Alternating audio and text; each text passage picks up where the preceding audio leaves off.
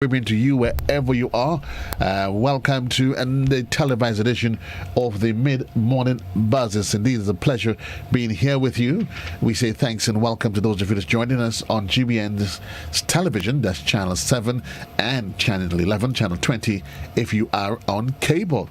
Or you're probably following us via the World Wide Web at www.gbn.gd via our Facebook page or YouTube channel. Indeed, it's a pleasure being here with you and those that's been following us on radio, on Classic Radio 105.5 and 105.9. The journey continues. This morning, I'll be speaking with Detective Sergeant Noel from the Royal Grenada Police Force. And this morning we'll be talking about a very interesting conversation, scams and schemes. And I know a special friend of mine is actually smiling, detective, because only this morning, prior to coming online, we were actually having that very same conversation that she literally in the last couple of weeks. She found she's got some new friends who figure that they can call her every day and promise her the glory of getting something that you have not worked for. And that has become a culture, it has become a way of life. It's literally becoming the everyday thing, trending as it is. Isn't that the case, Detective? Yes, it is. And good morning once again, Joseph. Good morning to all the listeners, viewers on GBN Mid-Morning Buzz. It's always a pleasure to be here to bring you the information from the Royal Grenada Police Force. And of course, as you said in your introduction, the trend nowadays, the scams and the schemes that seem to lure persons into accepting, in most instances, what we consider to be too good to be true offers, right? That persons are drawn away into and more or less causes them to be victims, losing significant amounts of money. And of course, it is not just the individual, but the country's economic standing as well, because so much monies are going out of Grenada, not for anything profitable, but because persons have not taken advantage of information that is being shared or even making wise decision in how they relate to or accept information that comes to them online. But as you said, I grew up in a period where Granny said to me, if it's too real to be true, it just ain't true. Everything you need to work, you need in life, you have to work for it. But yet you find that these scammers, they come up with some really, really interesting narratives as to how they're able to lure people into this false sense of security and at the end of the day, swindle their hard-earned dollars from them. That's right. When we think about it, the unfortunate, situation that some persons work hard for the money or probably had it saved there for something, health. We also know that the circumstances that we're living under, COVID has brought us many significant economic shortfalls, right? And all of this too we have seen from 2019, but more so in 2020 because of the onset of COVID and the need for persons to do more activities online, especially shopping. The scams and so have increased, right?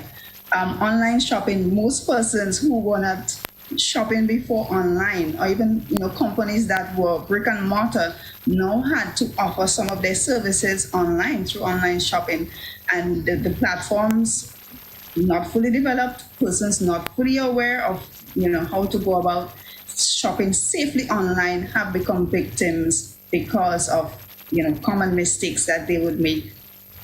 And when we talk about online detective, we want to be able to make sure that we create an open platform that people can appreciate, because most people seem to think of online as when I sit with my laptop, my desktop.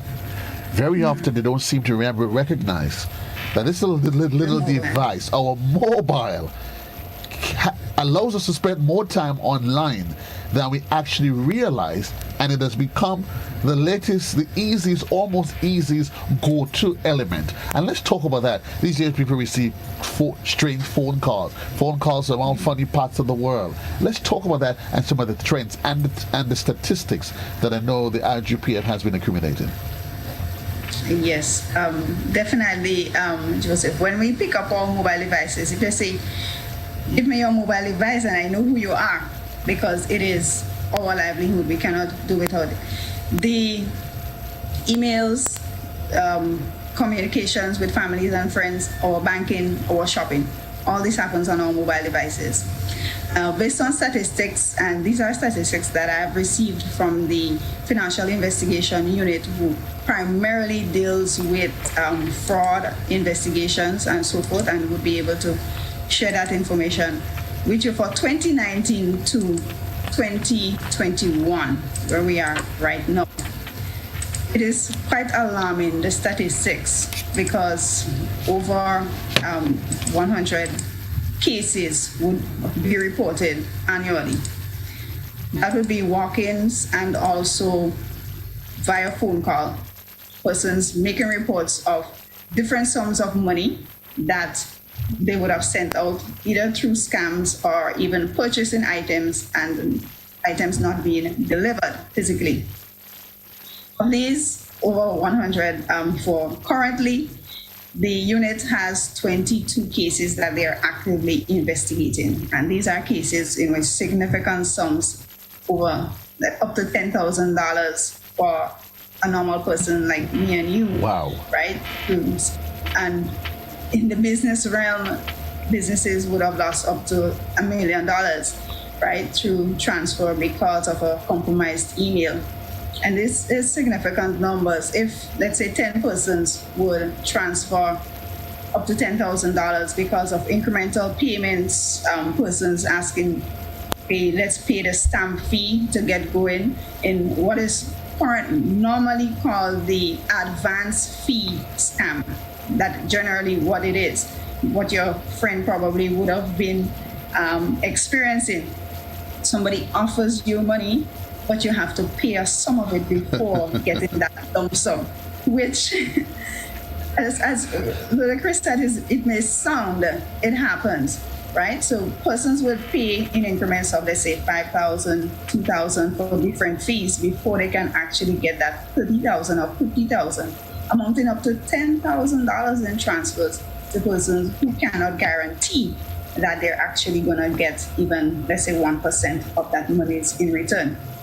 So while the unit is, sharing information, trying to advise people as much as possible and investigating, it takes a lot of resources to actually investigate those instances. And because online scams are not controlled in our domain, Grenada, it is not limited to Grenada, it makes it even more difficult to track and to even recover. So most persons would be at a loss, right, not having to get back any of the funds.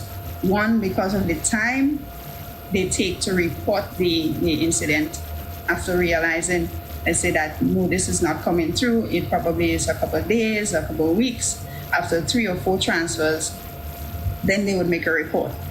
Also, because we have to rely on assistance from the outside agencies, how much of their resources are going to be put into sums, let's say, of $2,000, $3,000, and so forth. Right. So there are difficulties in terms of investigating, tracking, and eventually recovering those funds. And that is why it is so important for persons to bear in mind these activities are not activities, as much as they seem very lucrative, they are not activities that persons should allow themselves to be lured into. There's another side to it as well, because part of another scam is persons being used as mules. For instance, you would know of a drug mule having to carry on body, drug transfers and so forth. We now have money mules being involved as part of these scams, where persons' accounts are used to transfer funds into, which are then sent out to the scammers. Wow. Right? So we have these activities generating, and the activity rate or the scam rate for Grenada is considerably high, considering that we are a small population. Our GDP is very limited. So it means that Grenada is losing a lot through scamming. Let me ask you, the detective, because it comes in different forms and fashions. I know I've had occasions where I go to my mail and I see somebody sending me, even recently, I saw somebody sent me a quotation, sending me they're asking for a quotation.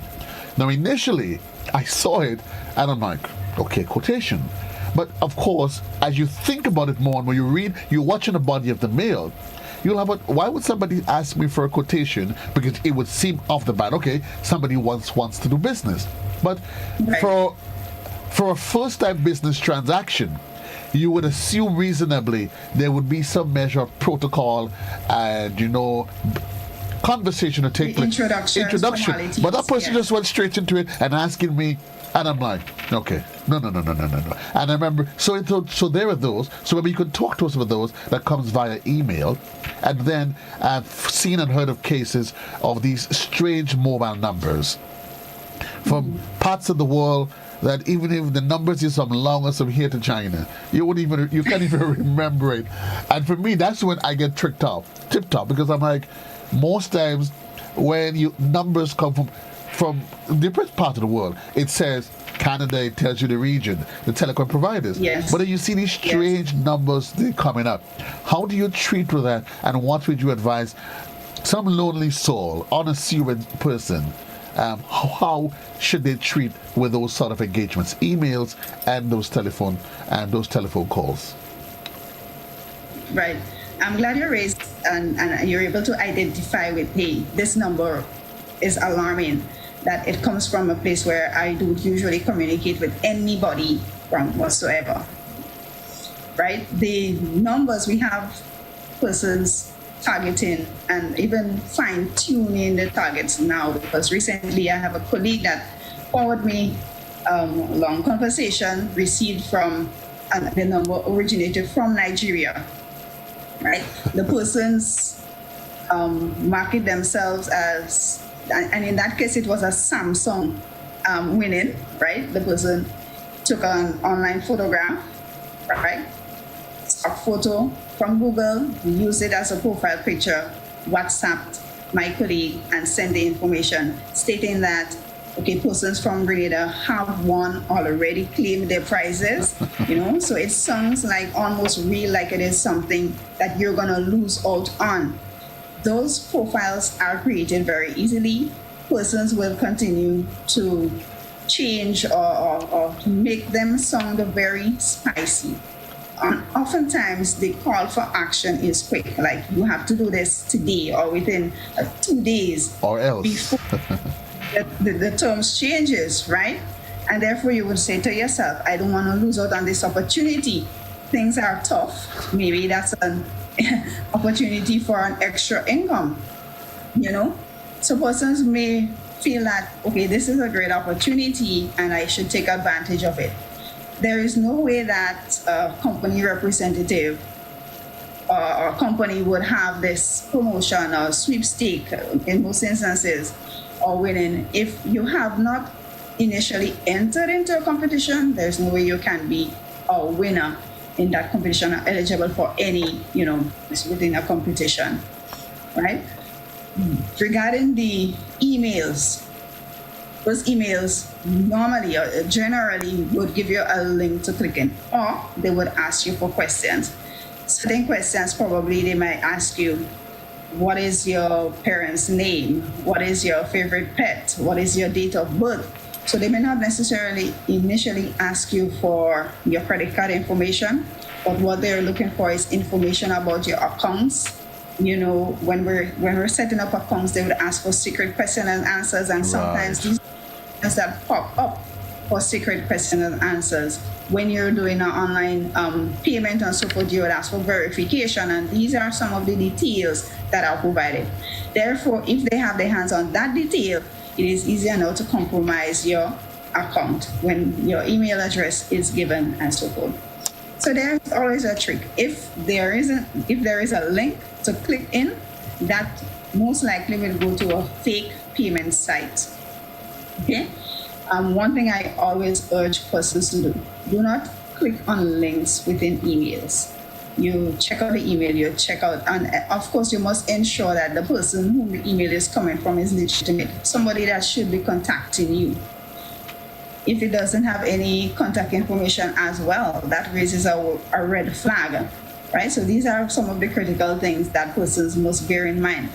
But regarding the one of the things that I always ask persons to look for is how soon are they asking you to act? Right.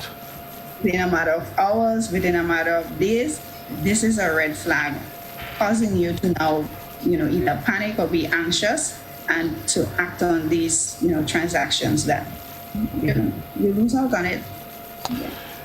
The question is always, how do you keep safe? What can we do to keep safe? Because they come quick and they come so frequent at you.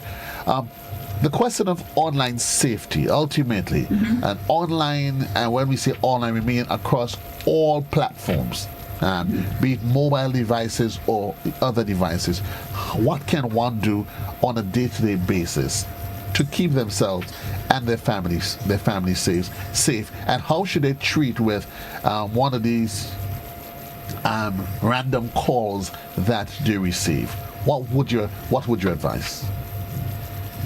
Okay, I'll deal with the random calls first, because not only is it calls, it's also SMS and it's also WhatsApp. Look at the messages or consider the content of the information that is being given. Know that the source, examine the source. If it is not something that you had researched or you did not make a purchase somewhere, it's definitely not something that you would want to follow through with.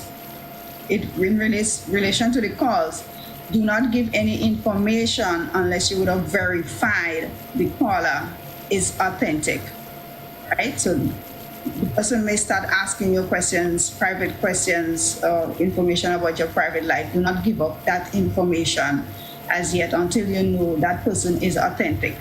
Okay. Another thing, again, as we stated earlier, the numbers. The numbers are coming from Ukraine, they're coming from Nigeria, they're coming from Russia. These parts of the world that you wouldn't necessarily be communicating with on a daily basis, it is a red flag and you should ignore them. Calling back the number would not prove any useful either, because what happens is most times the person will keep trying, until they get an answer, right? How do you keep safe now? It starts with protecting the information that you share, protecting the devices that you're using. Okay?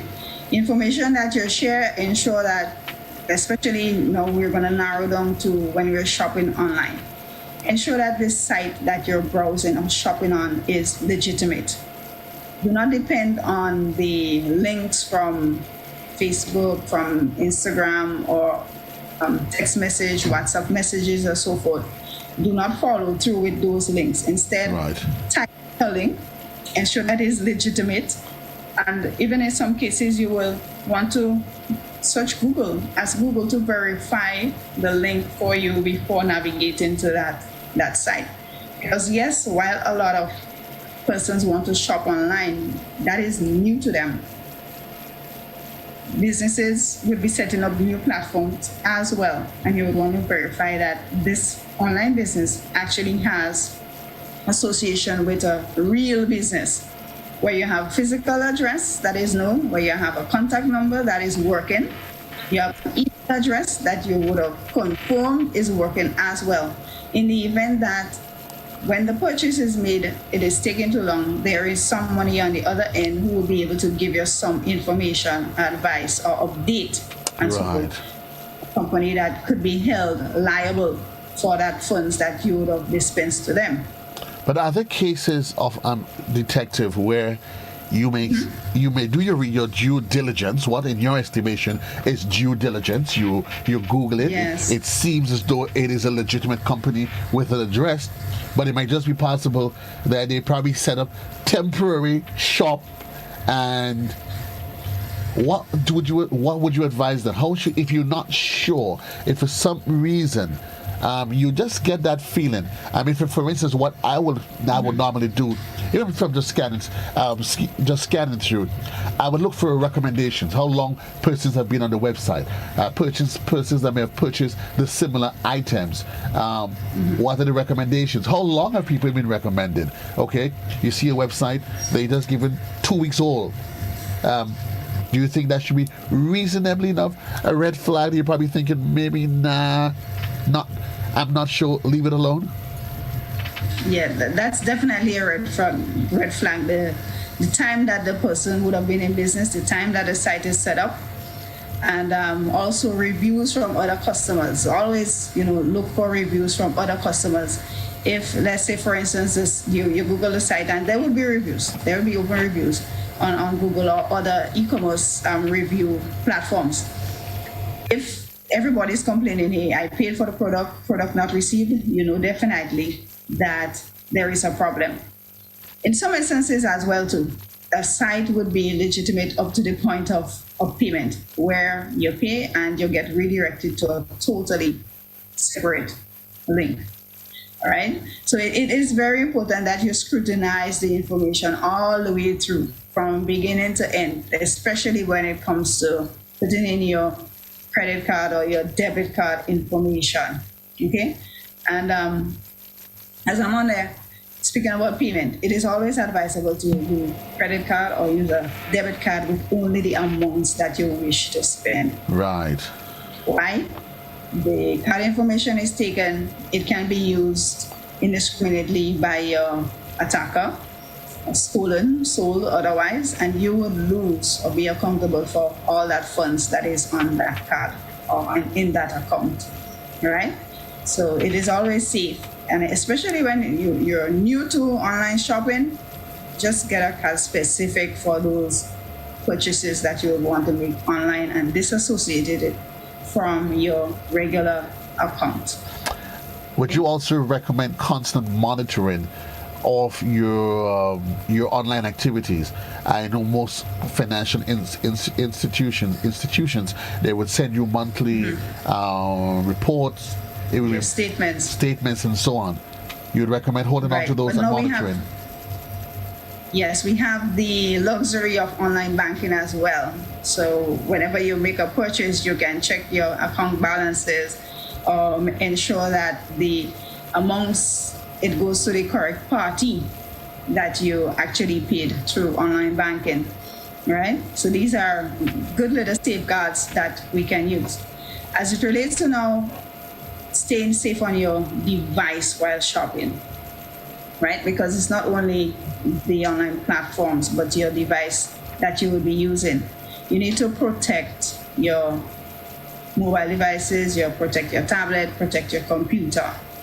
Ensure that your software is up to date, whether it's your apps, your antivirus, anti-spyware, operating system, whether it's Windows or Apple, ensure that it is always up to date, because there are always opportunities or loopholes that persons can use to launch attack, steal information from your devices when it's not up to date. Okay? These are termed as normal security patches that the vendors would require you to install those, and most times they warn you. If you do not keep your device up to date, you're susceptible to attacks. Okay? Whether it's through scam or otherwise hacking, or device being used as a network to facilitate other criminal activities. Also, where there is a firewall, especially for your desktop systems or laptops, ensure that it is on, ensure that it is monitoring, ensure that you keep tabs of what it's picking up, and being able to deal with those out of the way or out of band activities that may come up. Okay. Also, be careful of what you download. Be careful of where you click. Right. Do not go to every app that seem to be enticing to do something for you. Okay, we have a lot of convenient apps, right? Whether it's for work, whether it's for leisure, or so forth, health-wise and so forth, managing finances, managing your daily activities, calendars, and so forth. But not every app may be useful for you. And of course, you check the permissions that you are giving those apps as well. So be careful of what you download and how you download those apps and the updates and so forth. And I'm assuming if you have to download, you would recommend downloading from a trusted source, maybe from the Play Store. Definitely, you download from the trusted source. And of course, you also still review the users that would have downloaded before, review comments and so forth.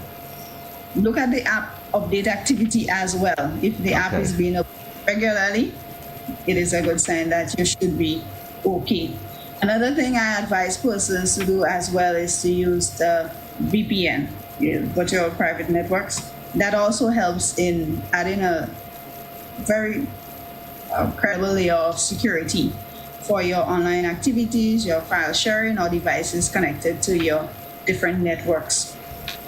In that security, it also adds privacy, okay? And especially when we're doing a lot of the activities, especially financial activities or even work activities online.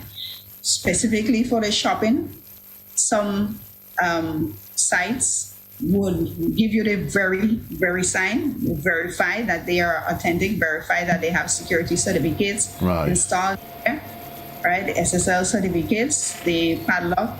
We look for those as well on your websites. And you should be safe enough if you take your time, slow down, don't just go with anything that comes. Check it out, ensure that it's authentic. Ask someone, ensure that somebody else knows about it before you actually venture into an activity that you will regret later on. And I'm thinking you would also want to recommend, Detective, that online users, which is everybody, literally, I think you would agree we've gone from an era where you see yourself as a techno peasant, where you don't engage with technology. I think it is safe to say we've turned the corner on that. Almost everybody in some way, form, or fashion, our lives is now online, whether we want to do it or not. But we also have cases to, Detective, I'm not sure how prevalent that is, where we have these other secondary, not just financial elements. We download, let's say, stuff for security purposes, home security camera systems, that we have apps that it could monitor on our phones that now allows us to be online. So the days when there was dial-up internet, persons had a less opportunity, a specific window when you were online to target you. Now, we literally live in that virtual realm 24 hours a day. What are some of the things you would probably recommend to first-time users or persons in general in terms of using the internet on a whole and interfacing with these online apps and these online portals? Outside, we did make mention of when you're shopping, but even just in browsing, you see pop-ups come up, different sort of things. What would you recommend that you have treat with it? Right. Thank you for raising that. When we're looking at persons, I think most persons probably spend about 18 of the 24 hours online. Unfortunately, as it may seem, because we use our mobile devices. Our mobile devices are always with us, even at sometimes some persons at the bedside, right? And therefore, yes, unfortunately, that's the truth. You sleep with your device, okay? So a lot of the activities are happening on those mobile devices. So you sometimes need to turn off, okay? And of course, it means sometimes you have to take a sanity check for yourself as well. When you're being bombarded with so much information, the ads are popping up at you because of something you may have been browsing, right? And you continue to click, you click, and before you know it, you have lost your way, right? But when you're online, you'll be specific about your activity online, okay? The pop-ups and so forth, you would ignore those. And of course, you would want to change, your features and so forth in your browser so that you do not get as much pop-ups, right? The broader or let's say less security you have, the more vulnerabilities you're open to. So too, if you do not sanitize your browser properly, you would have, those pop-ups and so forth, the adverts that will be coming on your screen. Within apps as well, a lot of the apps, they offer your service, but they're also providing marketing for third parties. So all those Correct. advertisements will be popping up. You would inadvertently, it is very easy to inadvertently click on one of those pop-ups and go to a site where you initially did not want to go. Okay, that is one of the mistakes as well. So it's good to take a sanity check. Stay off the device or know exactly where you want to go. For desktops, laptops, and so forth, when the device is not in use, it is safe to turn off those devices. Now, I spoke just now about your device being used as part of a network to be involved in other activities. And that is where we speak of botnets, where a person's computers can be used as robots, more or less, to be able to activate malware on other systems. Your device is on, your device security is down, it is likely that your device can be used as part of a malware attack on another system or even systems within your home. Okay? So it makes sense to turn off for a while, turn off the device and also turn off yourself and not be too much engrossed into what is happening online. And therein lies the challenge, Detective Noah. How do you, as you said, sanitize yourself? How do you say to yourself, you know what, I'm going offline, when the realities of it is that our devices, emails, WhatsApp, all the tools of communication, that's where we are. Mommy's home, children is outside. You have a cousin on the other side of the world. You have the difference so it's almost become difficult. But certainly it is important. We're running out of time. We are over time, but that's nothing on you. I'm giving you that. Nice. That is fine. That is fine. But even me myself, I have times I go online, I see a new site, and somebody offer you some crazy offers. You're online and you probably know, average sites will tell you, we can get you your item in 3 weeks. And that's okay. You figure 3 weeks, a month. Okay, fine. And then there are these sites that say to you, we can get it to you in 7 days. And you study to yourself, okay, we're halfway across the globe. And you hear a person saying, yes, the site seems legitimate. But when you eventually get the product, Detective, you recognize that while the site is legitimate, the product that they're offering, that's where the compromise comes in. That it is totally substandard. How do you treat with that? Right, and it goes back to, again, the reviews. Right. Customer reviews on certain products, right? We consider one, third world countries. A lot of what we refer to as bootleg products may come to us, okay?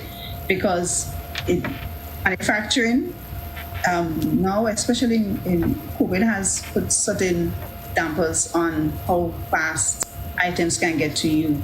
So you have to deal with extra cost for shipping and longer shipping times as well. Okay? If a company is offering you, let's say, 7 days for a product that has to be manufactured, and that product will take about 3 weeks to manufacture, you can tell yourself, generally, you may get something that is not the genuine. Right. There may be other persons who have experienced the same. There are legitimate sites who are, let's say, for example, Amazon. Amazon is known to have a lot of legitimate products, but they are also sellers who sells stuff that is subpar, substandard. Right? There is, though, the safeguard that you can return the item or you can get your funds returned to you if it doesn't meet the quality standard. That is not offered on the majority of the sites that we probably will be shopping on, and especially the newer ones that pop up. Okay? Because now everybody makes shopping accessible because of the restrictions on travel or the restrictions on how soon an item can get to you. review, compare. Also compare the cost of the item with another vendor. The cost of Correct. it on one site being significantly lower as compared to another site that normally offers the product should give you an indication as to whether you're going to get the real or not. Okay? Indeed, so the indeed. best, we like deals, we like promotions, we like, those end of week sales and, those flash sales and so forth.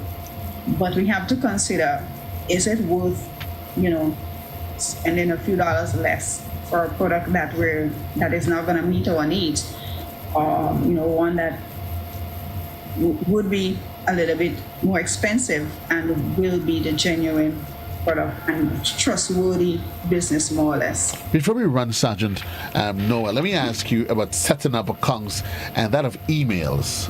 We sometimes maybe just setting up a random email account, and we tend to go for the easiest thing, because so what's your email? What's your password? We put the obvious. What's your recommendation as it relates specifically? And I'm saying using emails because I remember I saw, we're in 2021 now, but it was a document years ago that said that by 2015, anyone without, the UN was saying that anyone without an email address would be considered homeless, literally. Yeah. Emails is part of our lives. You need it for almost, if you have a mobile device, you need an email address. No if, but maybe, or perhaps. Let's talk about security of emails before we wrap. Right. Emails security or account security, I would say, right? We have to consider not using those normal phrases or the pet's name or spouse's name, date of birth, and so forth. You still see those happening. Right. Most of the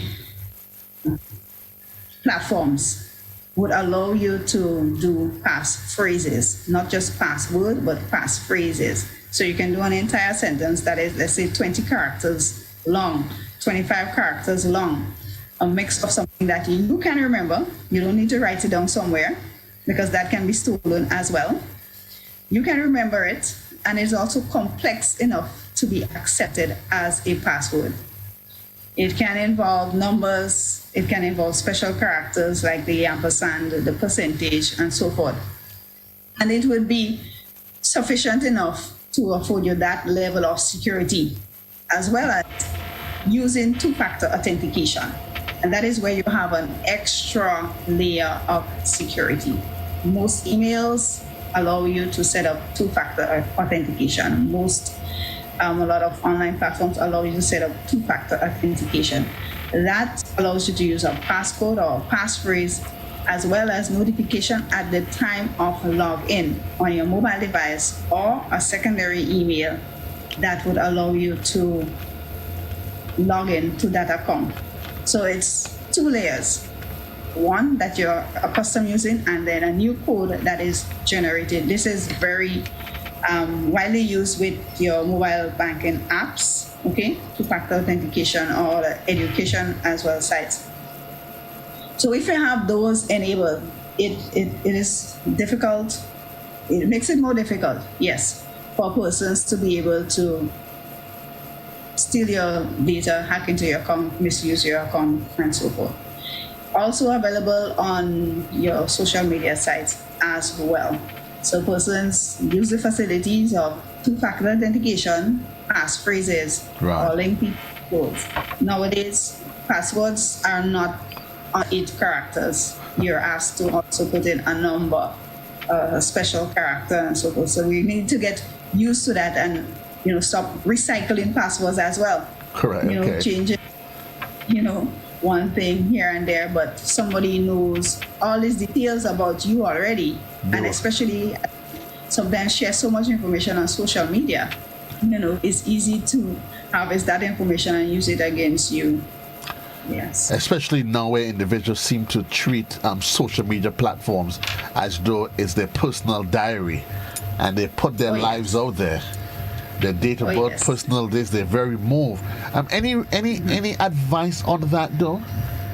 As a police officer, law engagement person, an individual that literally you spend your life investigating what's happening in cyber world.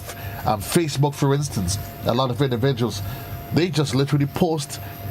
You could track them literally from the time they leave home to the time they get back home in the evening.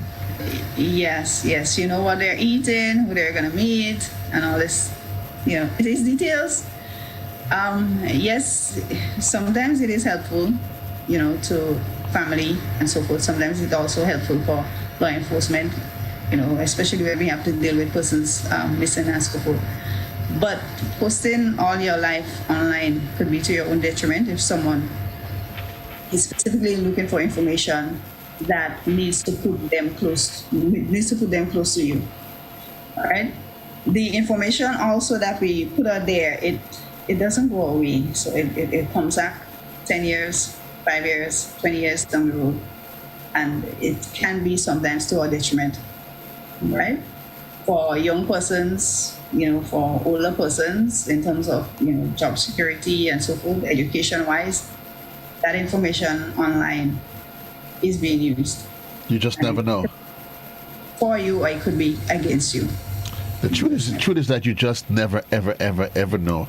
And I probably would advise the older generations that maybe you would want to get your children involved, the younger ones, because they somehow, they tend to be so much more tactful in what they do. My 10-year-old, I was asking him the other day about his password, because he said, "But Daddy, I told you what my password is." He says, "Look at my phone." I said, "All I'm seeing is a set of ugly images on your phone." He says, "Look at it closely." And then I saw an image. I said, "What's that?" He said, "That's my password." He doesn't ever have to try. And I'm like, seriously? I wasn't even going to figure it out because it made no sense to me. But he kept forgetting it. And he got this, whatever it meant, it made sense to him. Some ugly image. Right. Some ugly image that the average person may not even know. But it made, and it was about 3 of them on the screen. So he knows that those 3 images actually makes up his password. So it was about 23 characters, but they get creative. So maybe you could probably always ask them to help you in setting up a password. And there are those detective, they set up the email passwords, but they then write it down in their diary. Is that a good idea, or is that a no-no? It's never a good idea. It's never a good idea unless you have a vault that you're gonna keep it in, or you have limited access. Who has to know will know. And then again, to changing it frequently would be in your best interest as well. Changing it frequently. That's supposed to be personal to you. You're the one that's supposed to know your password. As your son has it, he knows what those things mean to him. Nobody's supposed to decipher it. Yeah, because I honestly had no idea. And I mean, he tells me, and I'm like, "Okay, Daddy, that's what." I'm like, "What is that?" It made sense only to him. Only to him. But again, we had to do. You would agree that individuals we need to know to put ourselves in the know, and no longer should anyone see themselves as being techno-peasant. But knowledge is power. Put yourself in a position to know. Yes, definitely. Putting yourself in a position to know, that's the final word here from my guest this morning, and Detective Sergeant Noel from the Royal Grenada Police Force. We do this every Tuesday with the RGPF. This week we're talking cybersecurity. Next week, you never know. But officer, how come I'm not seeing you? Well, maybe you probably have good enough reasons though. Today it's, and hope you remembered, it is Colors Day. It is. No, thank you for reminding. Okay, I will leave that alone. I will leave that alone then. I will leave that alone right there. You and I would have the conversation offline. We have a conversation. Some things you have to go offline to have certain conversations. We have to learn to appreciate that. Some things you say online, and others you unplug the device and have it offline. Definitely. This one we're going to have it offline. It is 12 minutes on to the hour 12 o'clock. Reminding you at the top of the hour there's going to to be the midday edition, a production of our News and Current Affairs Department. For those of you that is on television, well, this is where I say my goodbyes to you for now. The good Lord's willing, we'll do this all over tomorrow at the same time at 10 o'clock, where I join you for the mid-morning buzz. For those of you that's in radio, well, the journey continues up until 12 midday, at which point you'll be the midday edition, a production of our News and Current Affairs Department. So long, JC loves you. With peace and love. Well, I'm not sure what your plans are for lunch, but whatever it is, do enjoy. And as I always say to you, continue to live life and love life. Treat each day as though it's your last day on planet Earth. And you sleep and recognize you're still here. You wake up with strength, vigor, and vitality, and you start living all over again, because life is worth living. But it's not just good to exist, but it's good to live with purpose. So long, everybody. JC loves you. I am out of here.